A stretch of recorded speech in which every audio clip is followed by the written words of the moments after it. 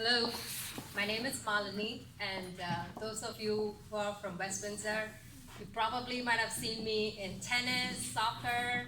I've tried it all. Trust me, I've tried it all with my kids. I have two children, one going to middle school and one going to upper elementary. I'm here speaking not because I'm the best parent or I have figured it all out. Definitely not. But I do want to take this chance to thank Miss Christina. Miss Christina, I call her the bad cop because we all need a bad cop. Parents, I think you'll agree with this. My kids, when they do their school homework, their handwriting is all bad or they don't put any care into it. But when it comes to Kumon math worksheets, I see Merlin taking his time, making sure it's really small, and I ask him why. Oh, Miss Christina will be upset. And if I want to straighten him out, I have a one-on-one private conversation with Miss Christina. Could you have a chat with Merlin, please? And she does it for me. And it's very, very effective. And we all need these bad cops in Kumon, in sports, in school, because how many times we are tired of saying, no, you have to do this, no, you have to do this. Picking your battles with your children is the most challenging part. I'm very fortunate that living in West Windsor, I have met these amazing, amazing parents who have had very successful children and who have navigated through our extremely high-pressured school district. And one thing in common that they have told me is listen to your kids. Focus on their strength, not their weakness. Expose them to many different things, and they may find something that interests and it can click. I don't know about you, but I feel like when it comes from them, just like as this young gentleman just mentioned, if they realize at some point and they recognize doing Kumon makes them better, we have done our job. It shouldn't have to be that we tell them every day, you need to do this, you need to do that. And a lot of times, it's a very human tendency to focus on the weakness rather than the strength, but you gain more by maximizing their strength. And I think that's the hardest thing to do, but it gives you great results. I know my own child, right from when he was young, he was interested in Lego and building things and thinking outside the box. And I said, like, what is this? It's just Lego, it's a toy.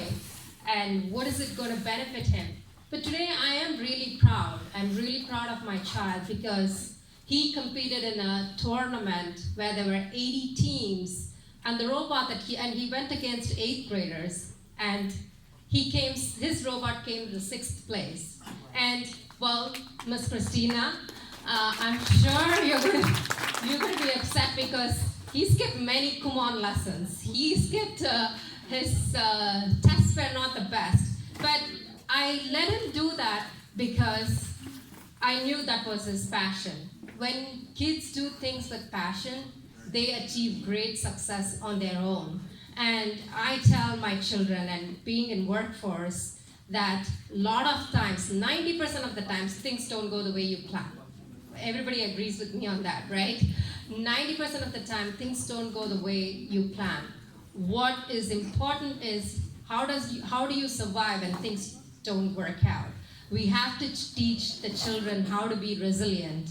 And it's better they fail when we are around rather than when they go and we keep protecting and teaching them what to do in every step of the way. When they go and face real life and they fail and you're not around, that's the hardest thing that they would face in reality. And I am always open to listening to parents.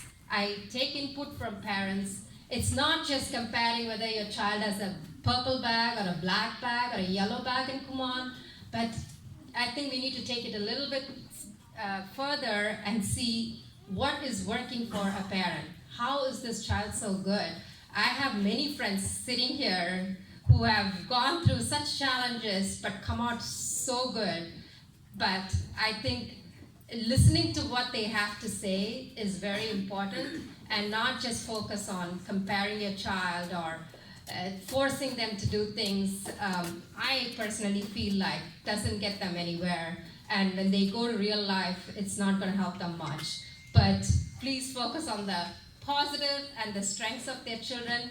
And one good friend of mine had asked me, if you were to go home and if you need to write what's the best characteristics and what are the strengths of your child, you'll be surprised. You will be sitting with that paper for some time and not knowing what to write. But do that for me, and thank you, Miss Christina, for letting me share 2 cents of my experience with all these wonderful people who are doing a great job with their children.